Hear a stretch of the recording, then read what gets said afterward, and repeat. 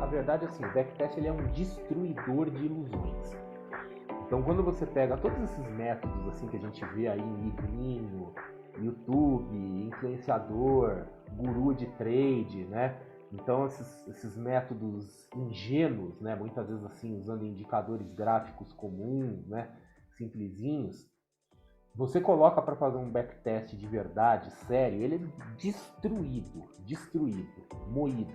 E eu já vi muitas pessoas, né, que estão tão emocionalmente investidas nessas técnicas que viram guru XYZ garantindo que aquilo funciona, e que quando vê o negócio destruído no backtest, prefere desqualificar o backtest.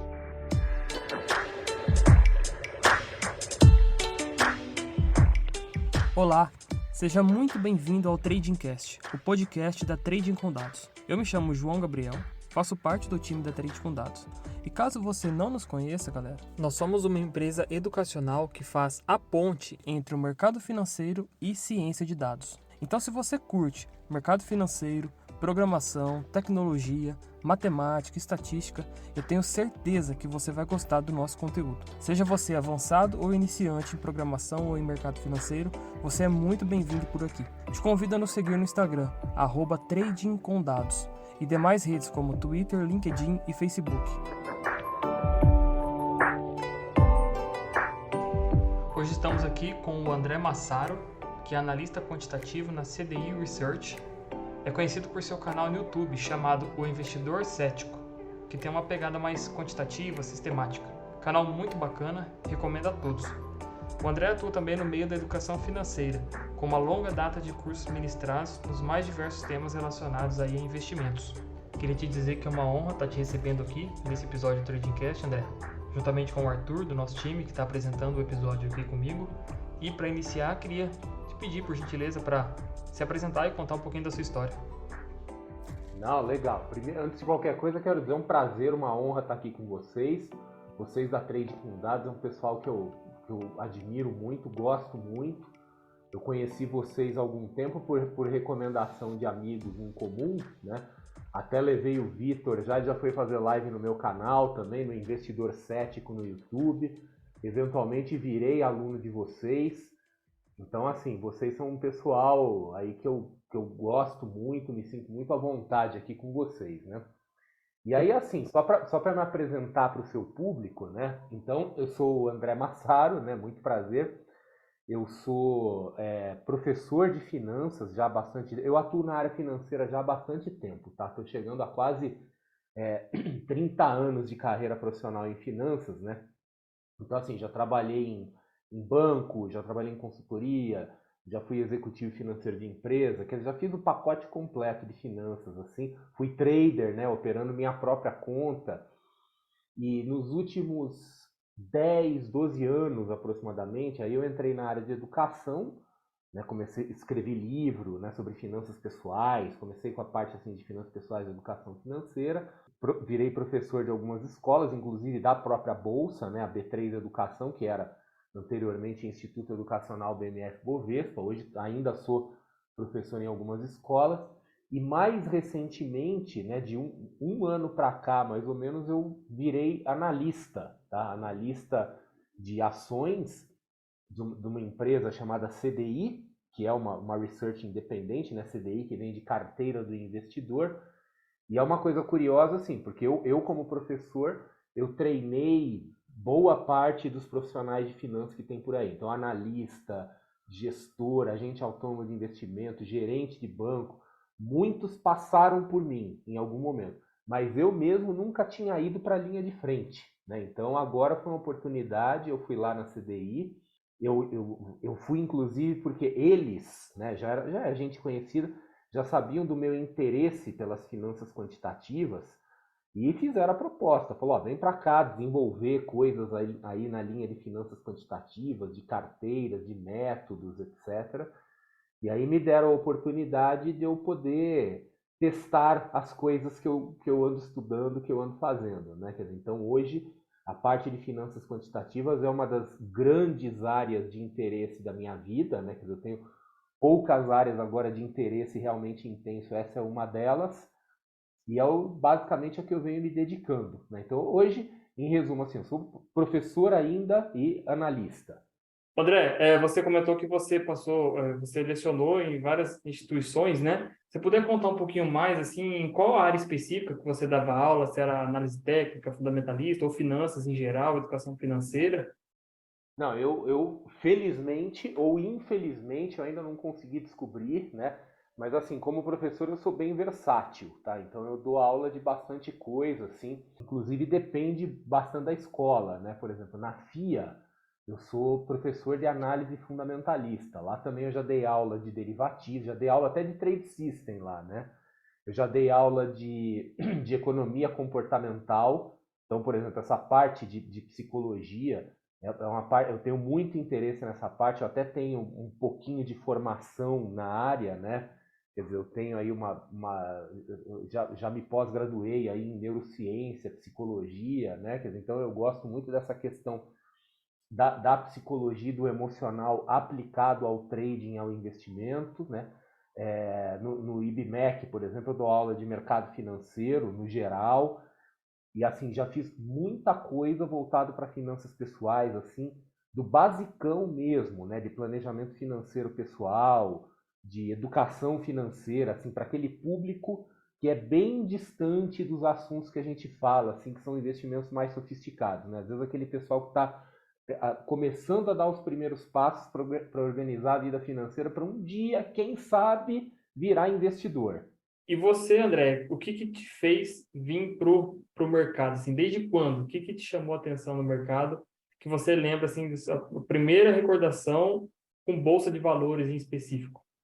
Tá, então assim, eu sou uma prova viva dos, das coisas não planejadas e acidentais, né? Então eu era aquele cara que na adolescência eu absolutamente não sabia o que eu queria fazer da vida, né? E aí eu entrei, a minha graduação principal, primeira, foi em administração de empresas. Depois eu acabei fazendo algumas outras aí, né? Mas eu entrei na escola de administração, e a administração, né, às vezes alguns administradores ficam um pouco ofendidos quando se fala isso, né? Mas a administração normalmente é a escolha daquele cara que não sabe o que quer da vida, né? Porque é uma formação muito versátil, né? Quer dizer, dá possibilidade de fazer muita coisa. E na escola É que verdade. eu fui, né, na escola que eu me graduei, quando chegava no final, você tinha duas opções de especialização, finanças ou marketing. E aí eu pensei assim, eu sou burro demais para fazer marketing, então eu fui para finanças, né? Então veja assim, que eu fui em tudo por exclusão na vida, né?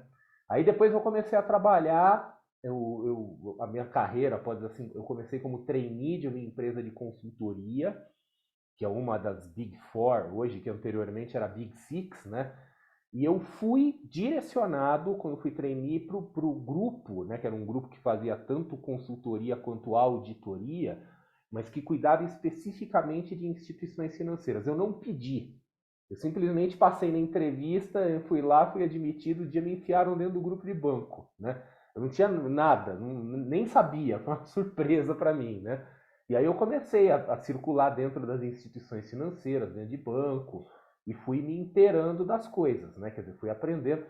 Então eu não planejei o caminho no mercado financeiro, eu simplesmente fui levado, né? Aí eu comecei a trabalhar em empresas, e em algum momento, por exemplo, eu saí, né? Eu tinha uma posição aí gerencial, executiva, numa multinacional de pequeno porte, saí, a empresa encerrou as atividades no Brasil, e de novo assim, puxa, não sei o que eu vou fazer da vida, né? Não sei se eu vou fazer um concurso público, se eu vou abrir um carrinho de hot dog, sei lá. E aquele foi o momento que eu peguei o meu dinheiro e resolvi virar trader, operando minha conta. E fiquei 6 anos fazendo isso, né? Durante 6 anos eu fiquei operando minha própria conta, e aí foi de fato aonde eu mergulhei no mercado financeiro, porque até então, anteriormente a isso, eu não era tanto mercado financeiro, eu era finanças, gestão financeira, né, esse tipo de coisa. Entrar mesmo no mercado para operar foi nessa época, operando na minha conta, tanto que assim, eu nunca fui gestor, nunca mexi com o dinheiro dos outros, tenho medo, né, para mim mexer no dinheiro dos outros dá azar, né, eu quero distância disso, né, Mas aí nessa época, então, eu fiquei 6 anos, né, mexendo com trade, fiz de tudo, né, ações, contrato futuro, né. Eu vi o nascimento dos mini contratos futuros no Brasil, né, ainda era uma época que se operava só contrato grande. Isso era E que aí, ano, né? Por curiosidade? ali 2000 acho que 2005, 2004, começou por ali, né. Foi mais ou menos nessa época, assim, Foi né. antes do Agora pregão eletrônico, nem né? lembro direito, mas foi por aí, né. E aí, por conta dessa atividade de trading, né, me surgiu a vontade de entrar na área de educação financeira, porque foi assim. Eu percebi em determinado momento que eu estava destruindo a minha vida. Né? Eu sei que agora parece um pouco teatral fazer um negócio desse, mas assim como muitas pessoas que se envolvem no trading, e lembrando que naquela época não tinha trading robotizado, não tinha roteamento de ordem, as coisas eram feitas na mão, né? Obrigatoriamente o sujeito tinha que ficar colado o tempo todo na tela do Tem computador, que né? faltar os custos totalmente Exato. maiores que hoje, né? Não, mercado sem liquidez, quer dizer, era muito. Hoje é um paraíso perto do que era antes. Mas é aquela coisa assim, foi importante, né, o processo de autodescoberta.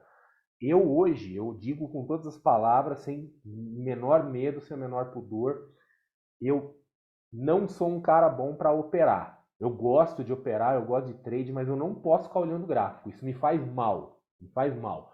Inclusive isso que me levou a querer fazer as coisas da forma automatizada, né, sistematizada, trading system, modelos quantitativos, porque isso me faz. Esse período que eu fiquei operando em trade, assim, não quebrei, né? Quer dizer, não aconteceu nada. Eu ia até ganhar algum dinheiro, por incrível que pareça. Vivi, né? Vivi 6 anos desse jeito.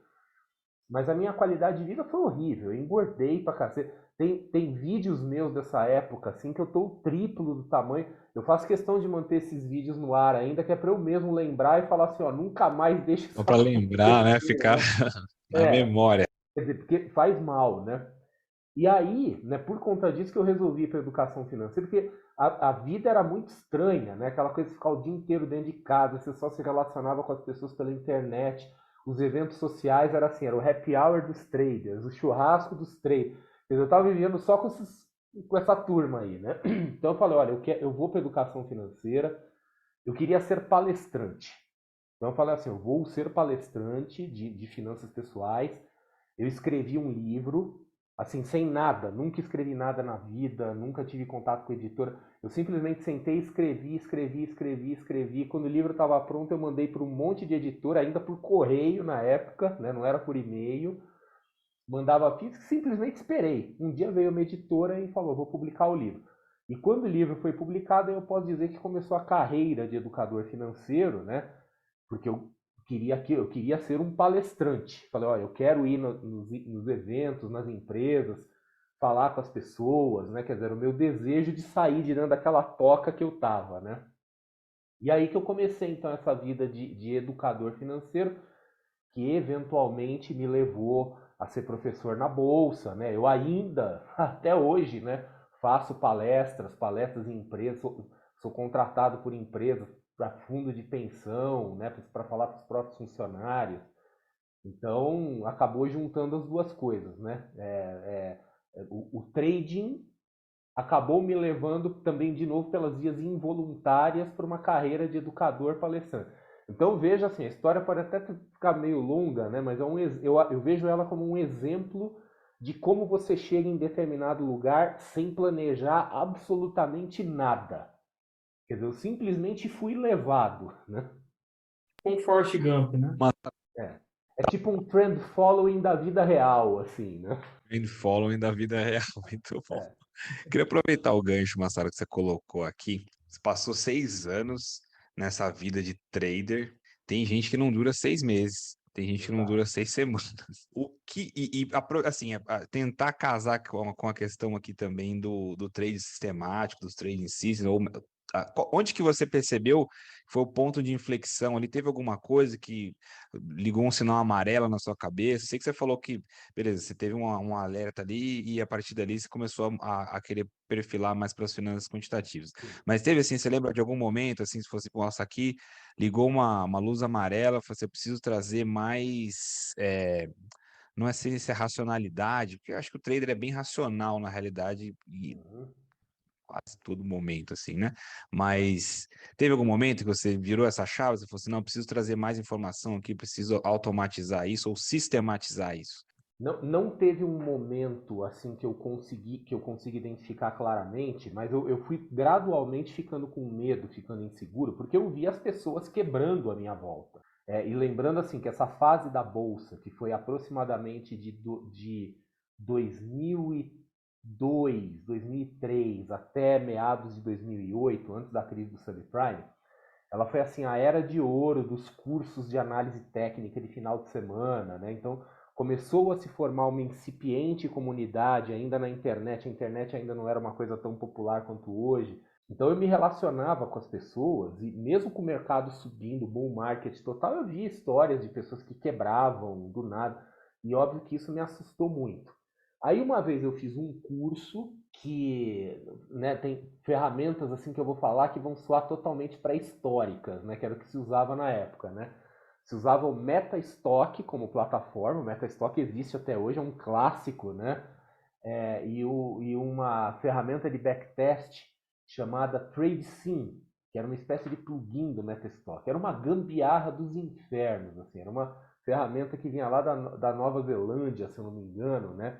E que fazia os backtests. Eu lembro que uma vez eu fiz um curso, achei super interessante essa coisa de validar estatisticamente, né?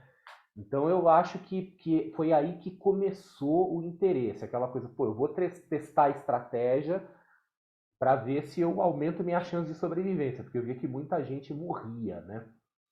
E aí, assim, a coisa foi indo, foi evoluindo, né? Quer dizer, eu fui cada vez mais aprendendo, me interessando. E eu lembro que teve um momento crucial, que foi quando a própria Bolsa lançou o Algo Trading no Brasil. Eu nem era ligado à Bolsa nessa época, nem era professor nem nada, né? Mas eles estavam distribuindo os dados, por exemplo, de contrato futuro, né? E não só dado de preço, eles estavam distribuindo inclusive dados de livro de oferta, né, para gente que queria fazer testes com operações que nem foram executadas, assim, né? Eu peguei essas informações, falei, eu queria testar, né, tudo isso. Eu lembro que a pessoa da bolsa que me deu esse DVD com essas informações falou assim, olha, tá aqui o que você pediu, eu te dei, nunca peça ajuda, né? Pega esse negócio e some.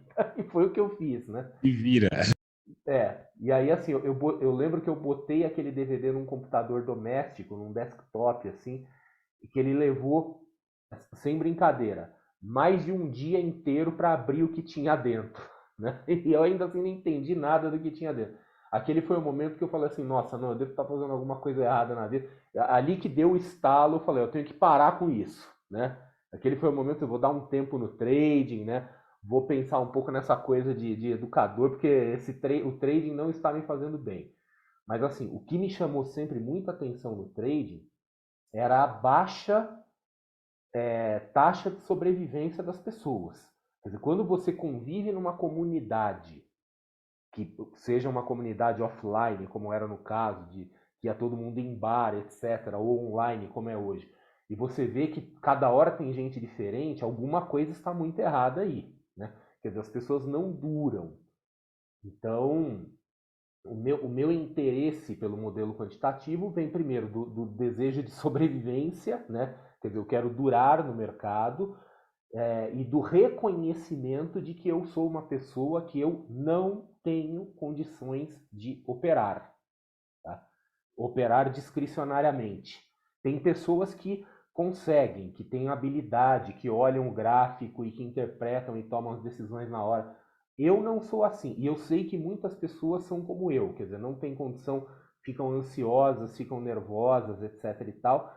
Então essas pessoas eu vejo como dois caminhos na vida. Ou desiste de vez, ou vai para o modelo sistematizado, vai para o modelo quantitativo, modelo automatizado, que é onde você tenta colocar o seu lado emocional fora do processo decisório. Foi o que eu fiz. Achei muito interessante, o André, eu estou me identificando bastante até com a sua trajetória, porque eu também fiquei 5 anos na bolsa com trading, e assim, também fiquei, no meu caso, eu fiquei bem no 0 a 0 de quando eu comecei até quando eu saí, nem ganhei, nem perdi. Mas E, pelo menos você sobreviveu, conseguiu pagar as contas no caminho? sim, Mas a Então você evolução. já é o vitorioso total, cara. Pois é, a gente sabe como que é difícil. E assim, uma coisa que quando você estava falando, eu fiquei pensando aqui. Muita gente, muitas pessoas às vezes até conseguiriam, de uma forma subjetiva, que não é o que a gente recomenda, nós, do Trade com Dados, sempre recomendamos algo estatisticamente comprovado para você eliminar a subjetividade, né? Mas igual você falou, tem gente que consegue, mas o preço que você tem que pagar, principalmente com o seu corpo, ansiedade, fator psicológico, é muito alto proporcionalmente, né?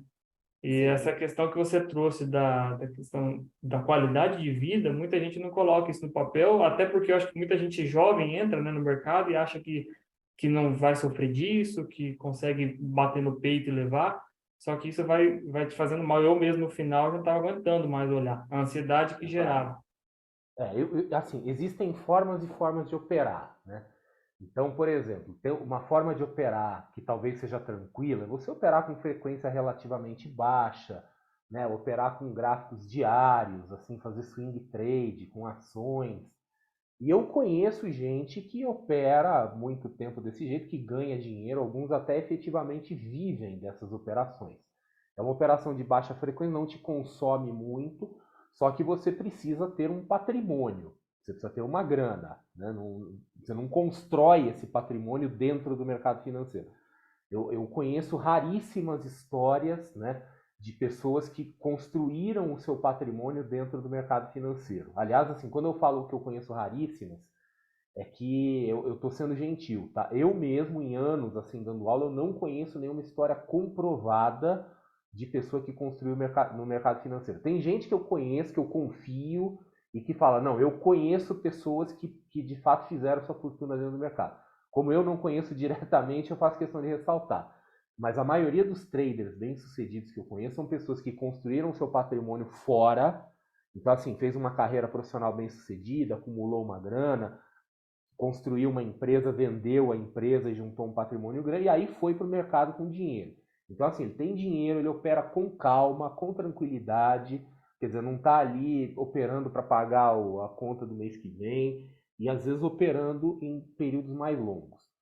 Quando a gente vai, por exemplo, day trade, para esse tipo de coisa, né, as coisas começam a ficar muito intensivas, né, de demanda, de esforço, de atenção, aí realmente fica exageradamente cansativo. E grande parte dos traders individuais, eles vão para o day trade porque eles têm pouco dinheiro e eles querem então operar com grandes alavancagens, que só é possível no day trade porque tem expectativas de grandes ganhos. Essas expectativas, na maior parte das vezes, são frustradas e o consumo físico, psicológico da pessoa é gigantesco porque vira um emprego. Quer dizer, a partir do momento que você vai acompanhar o mercado colado na tela das 9 da manhã até as 6 da tarde, você tem um emprego, né? Um emprego que não te paga salário, que não te dá 13º, que não te dá férias, nem nada disso. E essas pessoas acabam muitas vezes caindo na ilusão, e isso é realmente uma ilusão, que é aquela coisa assim, ah, vou operar na praia com o notebook no colo. Não, não vai, não vai. Ou eu vou botar um robô aqui operando e eu vou cuidar da minha vida. Não vai, tá? Não vai porque você tem que ficar de olho naquele negócio, porque se alguma coisa sair errado ali, você vai ter que intervir manualmente. Então, às vezes as pessoas acabam fazendo certas expectativas, né, de que vão ter uma vida super folgada, relaxada, etc e tal, e descobrem que a vida típica de trader é um trabalho como qualquer outro, às vezes pior que os outros, em termos de ser exigente, É um cansativo, trabalho que né? pode te tirar dinheiro em vez de te dar, né? Exato, né? Ainda por cima tem isso, né? Você não está ganhando salário. Então, assim, muitas pessoas, né, estariam fazendo um bem maior a elas próprias se elas arrumassem aí um trabalho normal aí, né, que pague a remuneração e tudo bem, investe de forma mais conservadora, né? Mas, enfim, são as escolhas de cada um, né? E há uma ilusão que ocorre também muito é a questão da rentabilidade percentual ao mês, né? Muita gente acha que vai colocar Exato. R$ 1.000 e vai tirar 1.000. E cem por Sim. cento ao mês, a gente sabe que é algo que não é sustentável a longo prazo, de forma alguma, né? É que assim, aí vem aquela história, quando a gente fala de 100% ao mês, né, hipoteticamente, a gente pode contar essa história de muitas formas diferentes, né? Quer dizer, Concordo. uma coisa é você dizer assim que, olha, o sujeito tem um patrimônio, sei lá, de R$ 1 milhão, é um patrimônio mais ou menos grande, do qual ele coloca 10 mil reais de títulos de margem para ele fazer day trade em mini índice, não sei o que, e dali das operações dele ele consegue tirar 10 mil reais. Ele tirou 100% em relação à margem que ele colocou. Dá para fazer? Dá para fazer. É factível? É factível. Mas é factível por quê? Porque o cara tem ainda 999 mil reais ali por trás dele, que dão toda a tranquilidade psicológica. Quer dizer, se alguma coisa sair errada, ele tiver que ficar posicionado de um dia para o outro, ele vai lá na corretora, bota dinheiro, não sei o quê. Então é tudo diferente, né? É tudo diferente. Perfeito. Dá para ganhar 100% ao mês? Dá para ganhar. Dá para ganhar 100% ao mês com todo o seu patrimônio? Você colocar todo o seu patrimônio e ganhar 100% ao mês? Não vou dizer que não dá, tá? Mas se alguém souber a receita aí, ó, eu sou André Massaro, eu tô com o meu nome aí em todas as redes sociais, eu tô querendo descobrir como é que isso funciona aí, tá? Podem me escrever, né? Ah, é Me uma. chama no privado. É isso. É. Nossa, esse ponto que você colocou da segurança de quem tem mais nossa, fantástico. Muito, muito legal. Uhum. Eu queria perguntar aqui para o André, aproveitando falando até um pouquinho da nossa situação aqui na trading com dados. Vamos lá. A gente até conversou isso já numa outra conversa que a gente teve, mas acho que é legal a gente registrar aqui também. A gente fala, o nome trading com dados, ele remete a isso que a gente estava falando aqui agora, né? Pessoas que se Exato. interessam por fazer as operações ali, seja o swing trade, o day trade, position trading, tem assim, diversas estratégias.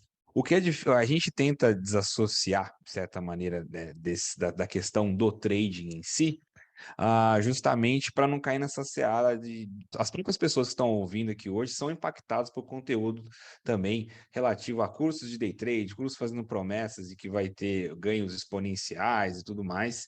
E a gente tenta dissociar, de certa forma, dessa imagem, trazendo um pouco mais, vamos dizer assim, do trade quantitativo. Entretanto, né? Entretanto, essa vereda, vamos dizer assim, do quantitativo, ela também, eventualmente, ela vai parar no trade, né? Uhum. Porque pode ser uma munição, pode ser uma ferramenta para você conseguir fazer, executar uma operação, seja ela qual for, né? E acho que essa é a bandeira que a gente às vezes acaba levantando aqui. O que é um trade?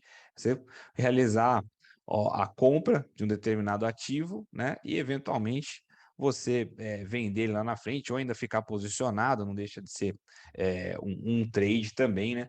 Mas a pergunta que eu quero colocar aqui é a seguinte: você, dentro da experiência que você teve, principalmente saindo da questão de operar por vários anos, pelos 6 anos aí, o quantitativo, você acha que ele é melhor? Ele é uma outra visão? Como que ele auxilia você hoje nas suas operações, até, por exemplo, lá na CDI, na construção das suas carteiras? Para mim assim, eu sou um evangelista do modelo quantitativo, eu sou até chato. Tem muitos meus colegas, assim, os professores, alguns alunos, que eles até acham desagradável falar comigo porque eu fico dando puxão de orelha, né? Porque começa as coisas assim, porque eu vi, né, notícia, não venho falando, não, nada disso, então eu sou até meio chato, eu sou entusiasta. Assim, por que eu sou entusiasta, né? Primeiro, como eu já comentei, assim, o processo de autodescoberta que me levou à conclusão de que eu não posso operar de forma discricionária. E a outra coisa que eu considero assim divisor de águas na carreira de um trader, de um investidor, é o backtest. Tá? O backtest é uma coisa controversa. Às vezes a gente vê assim pessoas falando mal do backtest, dizendo porque backtest é complicado, porque a minha estratégia não dá para testar, porque o backtest não replica a situação real. Todas essas coisas são verdadeiras. Tudo isso é verdadeiro. O backtest ele não vai te dar um retrato fiel da realidade, nem uma garantia de que a sua estratégia vai funcionar. Só que assim, ao longo da minha vida, eu já vi sistemas e métodos que foram testados em dados históricos, né, o backtest, que tiveram uma boa performance e que quando foram para a vida real tiveram uma performance ruim. Eu já vi isso acontecer inúmeras vezes. Eu nunca vi o contrário disso. Quer dizer, uma metodologia que você testa, ela tem um resultado ruim, aí na vida real ela tem um resultado bom. Então, né, para aqueles que falam assim, porque o backtest não funciona, não serve para nada, eu costumo dizer assim, olha, se você fez um backtest de uma estratégia e deu certo, significa que você tem uma chance. Se você fez um backtest e a estratégia deu errado, significa assim que você tem zero chance de sucesso. Descarta aquele negócio, tá? Então né? E eu vejo muitas pessoas falando do backtest, né, que não vale e tal, mas a verdade é assim, o backtest ele é um destruidor de ilusões. Então, quando você pega todos esses métodos assim que a gente vê aí em livrinho, YouTube, influenciador, guru de trade, né? Então, esses métodos ingênuos, né? Muitas vezes assim, usando indicadores gráficos comuns, né? Simplesinhos, você coloca para fazer um backtest de verdade, sério, ele é destruído, moído. E eu já vi muitas pessoas, né, que estão tão emocionalmente investidas nessas técnicas que viram guru XYZ dizendo, garantindo que aquilo funciona, e que quando vê o negócio destruído no backtest, prefere desqualificar o backtest. Então falar, isso aqui é uma porcaria, não sei o que, e quer insistir naquele negócio. Então, assim, para a pessoa que tem mente aberta, que não está com aquela visão, vamos dizer assim, meio dogmática, meio fundamentalista no mau sentido, né? No sentido assim de que está agarrado naquela coisa, né? Levando às últimas consequências, o backtest se torna uma coisa revolucionária porque tira todas as ilusões. Tá? Então eu considero a parte do teste um pilar fundamental aí do mundo quantitativo e algo também que me forjou muito na minha visão quantitativa das coisas. E aí, um outro item, né, quer dizer, eu falei do autoconhecimento, falei da questão do teste da estratégia, e aí eu colocaria como um terceiro item a automação da operação, que ela é interessante, mas dependendo ela não é necessária. Tá? Então eu vejo muitas pessoas associando modelo quant com robô. Falar, finança quantitária, robô.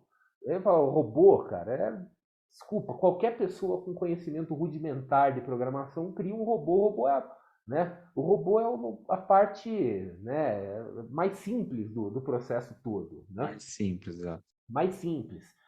E eu conheço, por exemplo, alguns desses traders que eu falei que eu conheço que ganham dinheiro, né? E que operam, por exemplo, em gráfico diário, que é de baixa frequência, eles operam na mão, né? Por que você vai ter um robô para fazer isso?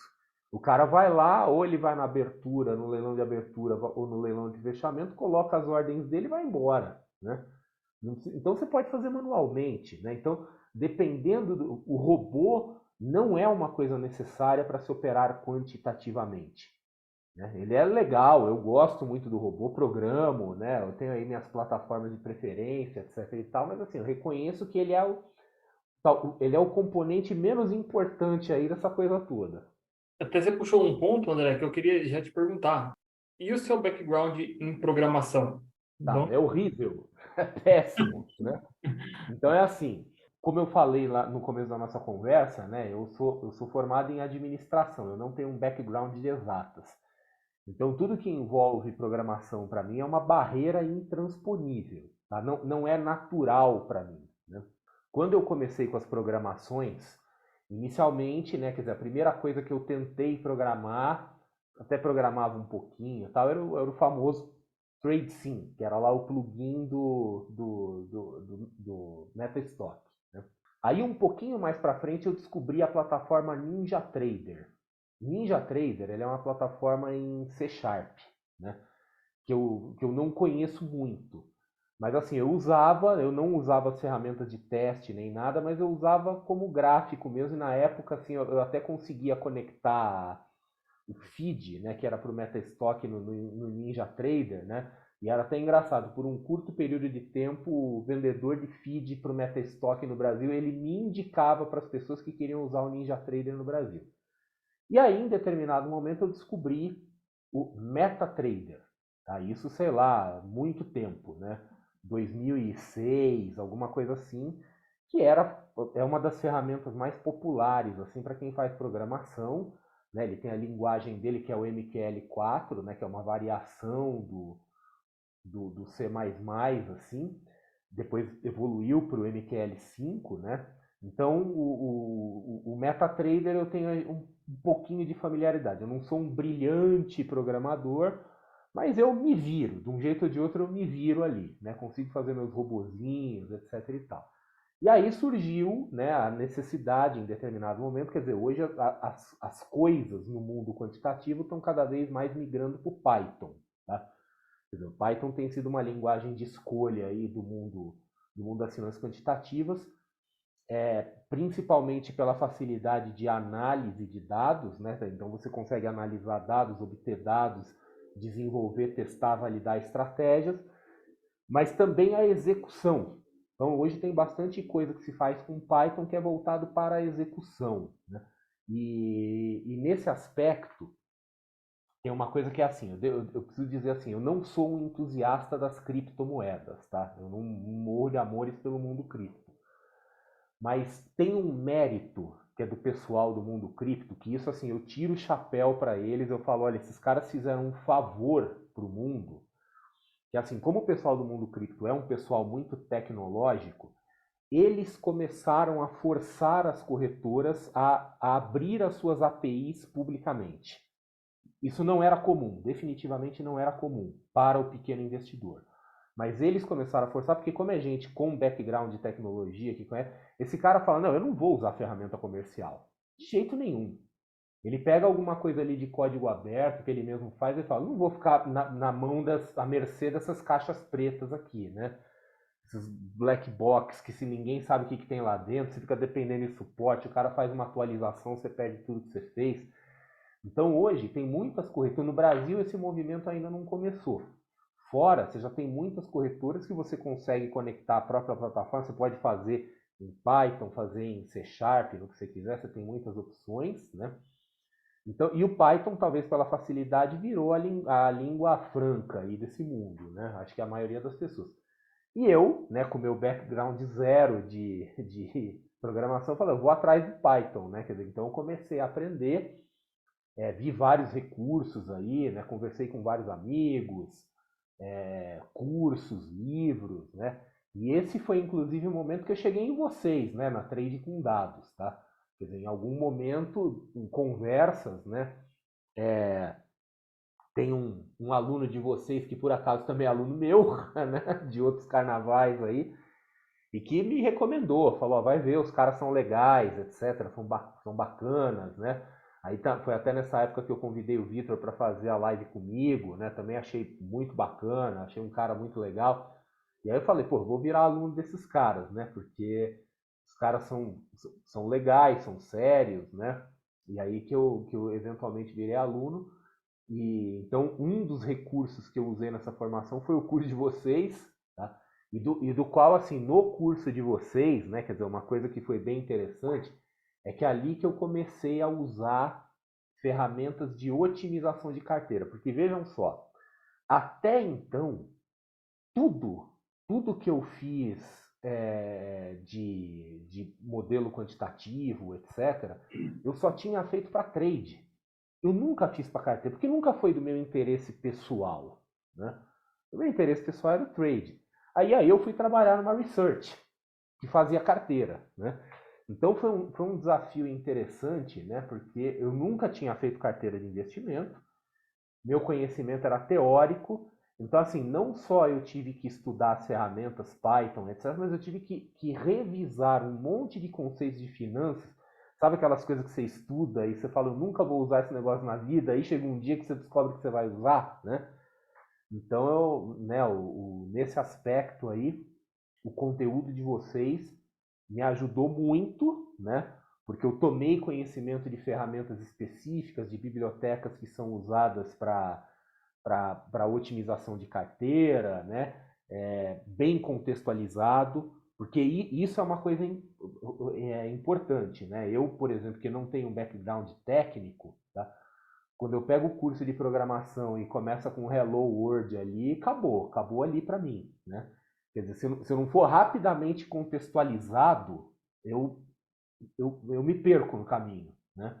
Então, nesse aspecto foi bacana, porque assim, ó, vamos aprender Python? Vamos aprender para quê? Para fazer carteira, tá? Então, para fazer carteira tem que fazer isso. Aí você vai levando. Tanto que eu brinco com vocês, né? Já falei com o Vitor, já falei com o Arthur e tal. Quer dizer, ó, as carteiras quantitativas ali da carteira do investidor tem um DNAzinho de vocês ali, né? Porque senão não saía, né? Quer dizer, senão vocês tiveram uma participação importante, o que significa o seguinte: no momento que a gente está gravando, né, gravando esse podcast, as duas carteiras quantitativas elas estão indo muito bem, muito excepcionalmente bem em relação aos seus benchmarks. Tomara que continue assim, né? Porque agora eu disse publicamente que tem o DNA de vocês, se o negócio degringolar aí, vocês vão degringolar junto Ah, agora né? também, né? Tá todo Agora mundo vocês, junto no mesmo barco. agora vocês estão casados aqui, né? E acho que Não, eu desde gostei desse muito. relacionamento começou com a trade aí do Massaro chamando o Vitor para fazer a live, lá já foi uma honra muito grande, a gente ficar muito feliz, inclusive É dele muito voltar raro eu me aqui, bater esse inscrever no papo curso de com a alguém, gente. viu? Muito raro. Né? Pô, a gente fica muito, muito feliz mesmo, muito honrado Mas sabe por saber quê, Arthur? Sabe dessa, por que é muito dessa raro? história Porque toda. assim, como eu sou professor, né? Então aquela coisa, eu sou professor, eu tenho aí alguma atuação nas redes sociais, quer dizer, eu não sou um cara gigantesco nas redes sociais, mas eu tenho assim alguma relevância, né? Então as pessoas me procuram, né? Eu tenho muitos amigos. E a grande parte dos cursos, né, programas de treinamento, eu vejo, as pessoas falam, me dão a senha, falam, olha por dentro aí, vê o que você acha, né? Então, assim, eu tenho acesso à maior parte dos materiais aí sem custo, né? Porque o pessoal compartilha comigo, né? Então eu vejo as coisas que tem no mercado, eu falo, meu, isso aqui não vale a pena, isso aqui não faz sentido nenhum, né? Então, assim, quando eu entro, me matriculo num curso e boto dinheiro no curso, é porque esse negócio tem um valor muito alto, né? Porque eu já vi antes, tá? Já vi antes, né? Alguém já me passou antes para eu ver por dentro e validou, né? Mas assim, para mim foi muito útil, né? Muito importante. É um conhecimento importante, inclusive assim, esse conhecimento assim de Python, né? De outras coisas associadas aí com tecnologia, eu considero um conhecimento importante não só para finanças, mas cada vez mais um conhecimento para a vida. Né? Só fazer uma observação aqui, quando eu comecei, né, comecei a estudar sobre Python, eu achava muito interessante assim as coisas de machine learning, né, a aplicação de inteligência artificial, que eu acho fascinante. Hoje, por exemplo, né, eu estou muito longe de dominar essas coisas, mas eu já sei o suficiente para saber que no mundo dos investimentos isso não serve para muita coisa, né? Quer dizer, tem muito hype assim, mas a utilidade é meio discutível. Exato. Mas eu continuo estudando esse assunto e tenho interesse em estudar esse assunto por conta do meu interesse pessoal, até fora dos investimentos. Quer dizer, eu considero cada vez mais, né, no mundo cada vez mais tecnológico, isso é um conhecimento importante para a vida, né, não só para os investimentos. Com certeza. Massaro, aproveitando o gancho da questão das carteiras aí, você acha que para o investidor, vou falar investidor médio, né, pessoas comuns, não que a gente seja incomum também, né, É, pelo amor de Deus, a gente mas é o para o comum investidor que médio, sabe um pouquinho mais, né? você acha que vale mais o foco em alocação de ativos, o famoso asset allocation ali, de você construir uma carteira que seja robusta, que dure, sei lá, tenha defesas contra as intempéries aí do mercado, ou o caminho do...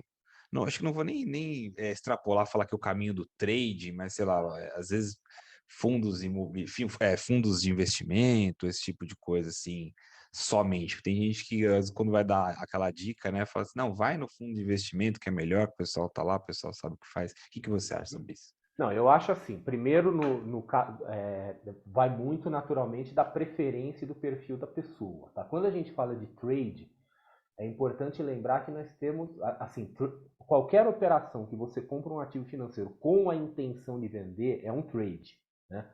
A gente pode dizer assim, a diferença entre o trade no mercado financeiro, né?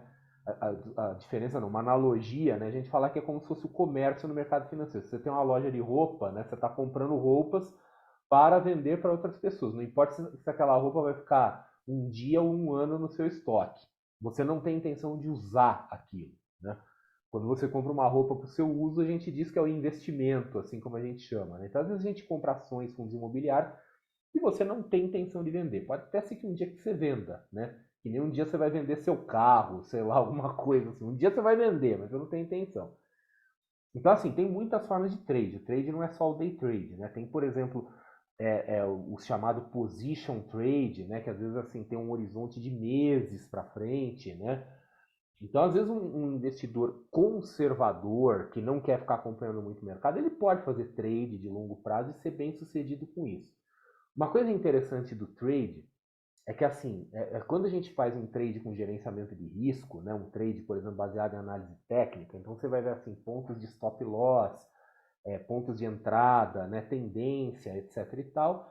Então você não precisa dar tanta importância para fatores que a gente dá importância na construção de uma carteira. Porque não importa tanto se a ação é boa, se ela é barata, se ela paga bom dividendo. No trade você está preocupado com uma única coisa, movimento. Tá? Então, quando você faz trade, você pode ignorar boa parte daquilo que se usa, por exemplo, para carteira de alocação típica. Né? Já para aquele sujeito que quer fazer a carteira de alocação, que é o que a gente faz lá na carteira do investidor, tem as duas coisas, tá? Mas é que eu, pessoalmente, eu cuido das carteiras de alocação. A carteira de trade é outro analista que faz, né? Na carteira de alocação, não. Ali a gente já vai ver, geralmente, informações de natureza fundamentalista, né? Quer dizer, associadas aos próprios indicadores financeiros da empresa, para selecionar a empresa, para filtrar a empresa e aí sim tentar construir uma carteira eficiente com aquelas empresas que foram previamente selecionadas. Então vejo que são abordagens bem diferentes. Fundo de investimento, eu não sou exatamente um super fã, né? Porque a gente sabe que, né, isso é uma coisa sabida no mundo todo, né? Baseada até em evidências de estudos acadêmicos, etc., que infelizmente, a maior parte dos gestores profissionais, tá? A maior parte dos gestores profissionais, no longo prazo, acabam, inclusive, entregando menos que os seus índices de referência. Então, eu sou um pouco mais reservado com relação a fundos de investimento, né? Porque é difícil enxergar o valor ali, tá? Não que eu desgoste de fundos de investimento, mas às vezes eu tenho a impressão de que pode ser mais interessante o investidor fazer sua própria carteira, com baixo custo, uma carteira de baixa manutenção. As carteiras quantitativas que eu faço na carteira do investidor, por exemplo, são de baixíssima manutenção. Elas têm manutenção uma vez a cada 3 meses, para ter ideia. Né? Durante 3 meses o cara não precisa nem olhar o que está acontecendo ali. Né? E aí eu acho, conforme o perfil, ela vai isso. Tem algumas coisas que eu não gosto, né? Por exemplo, mistura. Tá? Então, às vezes eu vejo o pessoal falando assim, pô, se você tem análise fundamentalista, você tem análise técnica, por que você não junta o melhor das duas coisas? Né? Quer dizer, pegar a ação, filtrar assim, as boas, né, do ponto de vista fundamentalista e usar a análise técnica para ver o timing. Isso, intuitivamente, parece a coisa mais inteligente do mundo. Na vida real, eu nunca consegui fazer isso dar certo. Né? Aliás, a título de curiosidade, tá? Quando eu estava fazendo lá na carteira do investidor, uma das carteiras quantitativas é uma carteira de small caps. É a carteira Quant Small Caps. Então ela tem 10 small caps ali, carteira super balanceada, né? Uma carteira muito legal. E a seleção das ações foi feita com base em critérios fundamentalistas. Então, assim, tudo testado, 5 anos de backtest para trás, com walk forward, né? Com reotimização. Tudo direitinho, tudo dentro dos conformes. Aí, em determinado momento, eu resolvi fazer assim, ó, vou fazer o mesmo teste, só que eu vou botar um filtro de tendência, pegar aqui as ações em tendência de alta, né, botar acima da média de 200, aquelas coisas todas que a gente faz. O resultado no backtest, assim, foi uma destruição, foi um banho de sangue, né? E assim, no passado eu já tinha feito isso, eu já sabia que isso ia acontecer, né? Então, assim, intuitivamente faz sentido juntar as duas coisas. Eu, na minha experiência, eu nunca consegui. É isso Aliás, que eu ia falar. por isso que eu Parece reforço que tanto a importância do backtest, porque o backtest destrói crenças que às vezes a gente intuitivamente faz sentido, mas na hora do vamos ver você descobre que não é aquilo. Né? se você acha que for para o lado todo não sistemático, né, irracional, assim, faz muito sentido você realmente falar, né? Pô, vou usar aqui os fundamentos da empresa e análise técnica para me posicionar, né? Pô, vou pegar um fundo ali, vou pegar daqui para frente como é que vai ser. Então, realmente, na hora que coloca isso no backtest, às vezes fica meio. Para mim não funcionou. Inclusive fica de novo o desafio, assim, eu falo, gente, alguém aí que estiver ouvindo, né? De repente vocês falam, tem evidência, não, eu testei. Gente, eu não sou dono da verdade, eu estou disposto a ouvir, eu quero ouvir. Quer dizer, quem tiver coisas aqui para mostrar, para discutir, por favor, me procura, me chama, né? Porque eu, tudo bem, eu sou professor, mas eu sou um aprendiz também, né? Quer dizer, eu sou como todo mundo, eu estou tentando aprender as coisas e às vezes assim, as coisas não deram certo porque não deram certo, sei lá, eu posso ter feito alguma coisa errada, né? Então, se alguém tem um case de sucesso aí, por favor, manda aí, compartilha, né? O pessoal A, não, a, não a gosta de gente, compartilhar muito, não, viu, Massaro? A gente tem. é, Acontece mais do que a gente gostaria, inclusive, de parecer que sempre alguém fala que tem uma estratégia que é fenomenal, 8.000% de retorno, mas não pode falar porque sim. senão vai, a estratégia ela perde a eficiência dela de alguma Não, maneira. isso até faz Então, sentido, né? eu- Quer dizer, estratégias tendem a se degradar quando elas se tornam públicas, né? Porque todo mundo começa a entrar ao mesmo tempo. Mas assim, já começa a surgir no Brasil uma incipiente comunidade quant, né? Então as pessoas já se conhecem, já começam a conversar um pouco, né? E eu só quero então reforçar assim que eu estou sempre aberto, permanentemente aberto para alguém chegar e colocar o dedo no meu nariz e falar assim: você está errado, tá? Eu tenho grande facilidade em admitir quando eu estou errado. Acreditem se quiser.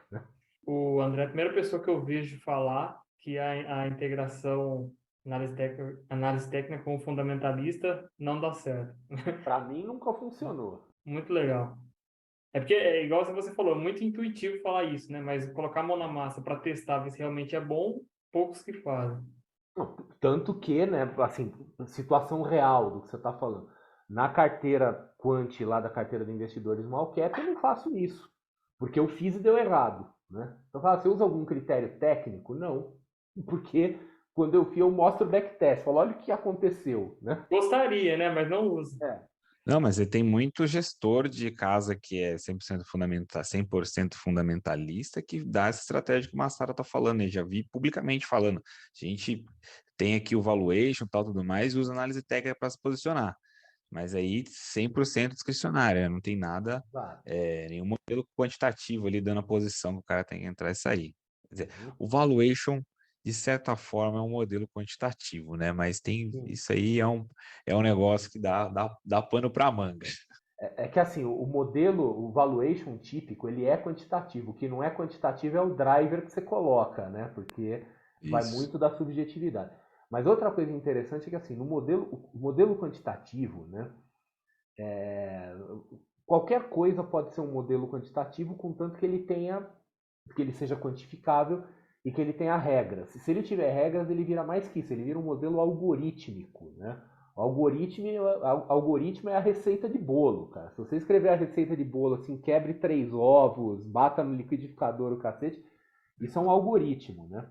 Então, por exemplo, se eu falar uma estratégia assim, olha, pega todo dia 20 do mês e 5% do seu salário e compra ETF no dia 20 do mês pelo preço que tiver todos os meses. Isso é um modelo quantitativo. É um modelo quantitativo extremamente rudimentar, mas é um modelo quantitativo. Né? É que a gente acaba associando o modelo quantitativo com coisas mega sofisticadas, né? com alguma, mas não necessariamente precisa ser uma coisa tão sofisticada. Né? Foi Massaro, pergunta aqui, que eu vejo que acompanho você nas redes sociais, vejo que você não tem pudor de entrar no tema e bem sempre muito sóbrio nas análises.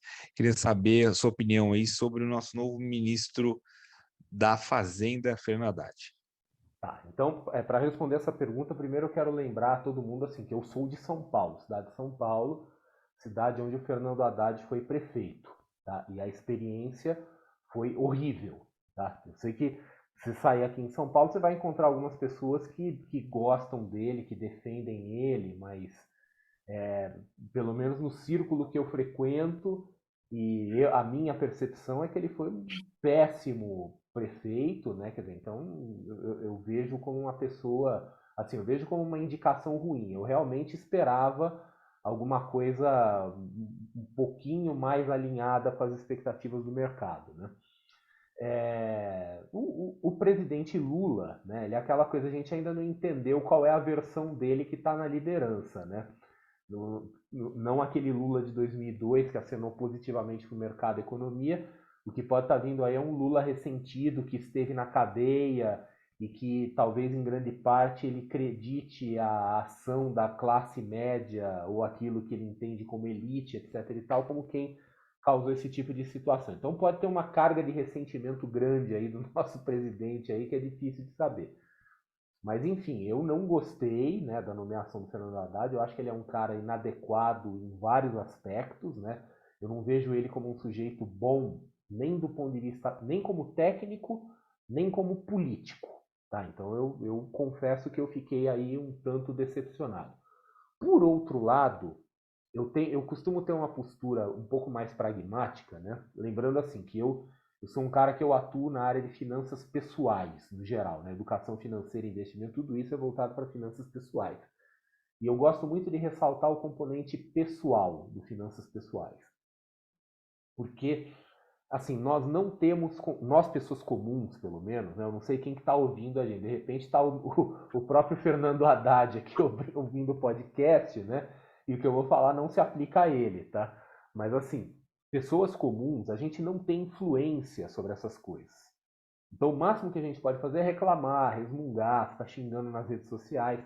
E, periodicamente, a gente vai lá e vota. Quer dizer, não tem muito. A nossa esfera de influência sobre esses fatores é muito pequena, a gente é passivo nessa história, quer dizer, a gente sofre aquilo que acontece e a gente tem que fazer o melhor possível, tá? Eu não tenho simpatia aí pelo governo eleito, também não tinha simpatia pelo anterior, tá? Não tenho simpatia por ninguém, né? Mas eu definitivamente não torço contra, tá? Porque eu estou aqui, eu moro no Brasil, eu moro em São Paulo, eu não tenho planos de sair daqui tão cedo.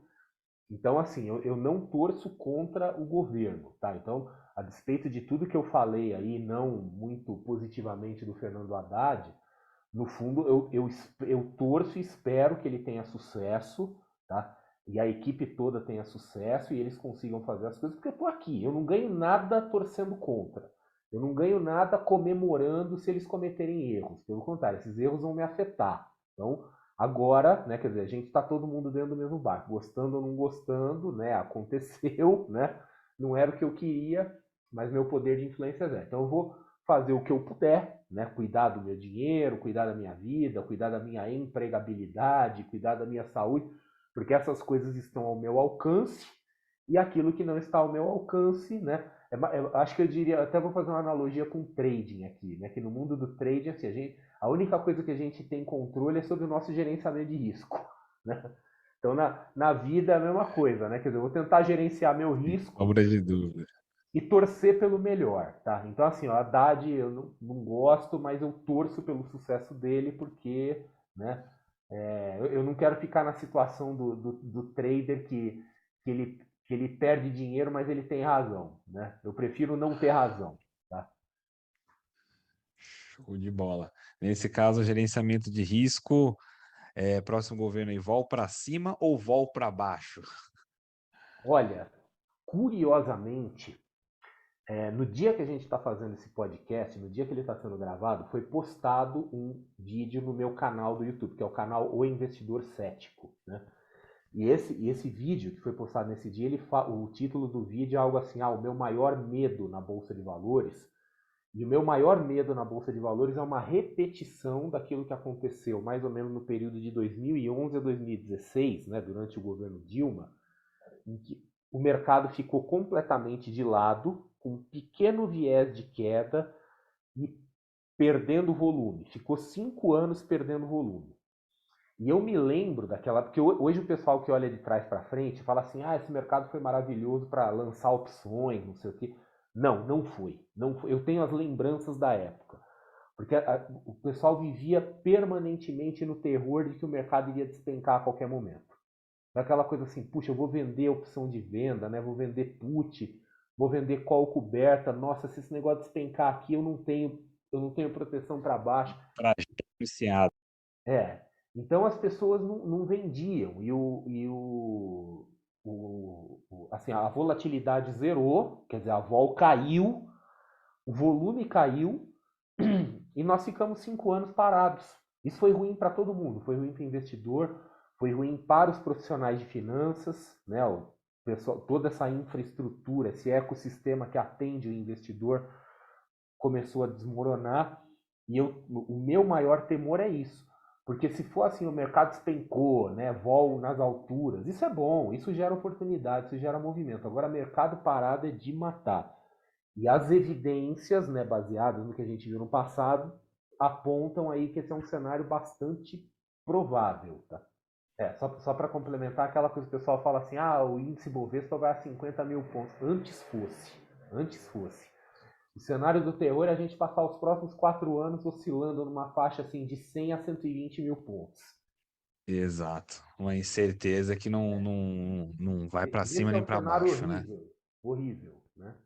Pessoal, chegamos então ao final da entrevista e para finalizar, eu queria agradecer, André, a sua participação aqui, foi de muito, muito valor. Os tópicos que você abordou, a forma como explicou, trading sistemático, quant, nossa, foi muito legal mesmo. E eu queria abrir o espaço agora para você falar para a galera aí onde que você está, como te encontrar, seu trabalho na internet, e para o pessoal que gostou poder estar te acompanhando também. Não, legal. Antes de qualquer coisa, eu quero agradecer o convite de vocês, agradecer a oportunidade. Para mim é um prazer. Estou à disposição de vocês sempre que vocês quiserem aí, né? Para a gente comentar as coisas aí, né? E assim, para o pessoal que quiser me conhecer melhor, então lembra, hoje tem a research que eu trabalho, que é a carteira do investidor, cdi.com.br, é CDI que nem o CDI mesmo da taxa de juros, tá? .com.br, carteira do investidor. Lembrando que lá é uma research especializada em carteiras, inclusive carteiras quantitativas. Né? Então, eu queria investir de forma quantitativa, mas eu não quero aprender a programar, eu não quero fazer o curso dos caras. Não, eu fiz para vocês, não tem problema, tá? Então vai lá que eu já deixei metade do caminho andado aqui, né? E aí tem eu, né? Quer dizer, eu falei da empresa que eu trabalho, né? A CDI, mas aí tem euzinho aqui nas redes sociais. Então no YouTube, o meu canal, que chama O Investidor Cético, minha conta no Instagram e todas as redes, tá? Em todas as redes eu tô aí com o meu nome mesmo, André Massaro, e podem conectar, podem interagir. No Instagram, por exemplo, eu sempre coloco caixa de pergunta pro pessoal, respondo tudo. Eu quero sempre lembrar para todo mundo que está ouvindo assim que os meus espaços nas redes sociais são espaços de vocês, antes de qualquer coisa, tá? Quem estiver ouvindo aí, sempre vai ter um espaço aberto ali para poder interagir, perguntar, porque naquilo que eu puder ajudar, eu estou sempre às ordens. Bacana, André, muito obrigado. Espero te reencontrar aqui no podcast novamente um dia, para a gente falar sobre outros tópicos. Poxa, eu que agradeço aí, João, professor André Massaro. Muito obrigado pela participação, pessoal. Valeu. É isso aí. Até mais. Eu queria te agradecer por ter vindo até aqui, ter ouvido todo o nosso podcast. Nos siga nas nossas redes sociais, @tradingcondados, para ficarem informados sobre todas as nossas novidades. Um abraço e até a próxima.